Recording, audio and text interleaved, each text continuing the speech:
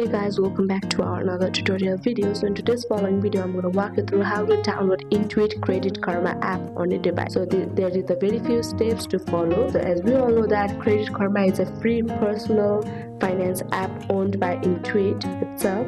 So it lets you check and monitor your credit scores from TransUnion and Equifax and it also provides credit monitoring alerts, and you can see what affects your credit score, and it also offers identity monitoring. It alerts you if your personal info is found in the data breaches, and it also includes tax filing features powered by TurboTax, so you can file tax within the app. So explore all these features. You need to download this app. You need to get this app on your device. To get this app, there are the very few easy steps to follow. So let's get started. The first thing, you just need to go to your app store, or if you are an Android user, you can simply visit your Play Store and download the app accordingly. After going to the app store, then there is the option search, and just you need to type the app name, which is Intuit Credit Karma. So here you can see the app Intuit Credit Karma. To get this app, you just need to tap on the option Get, which is highlighted in color blue.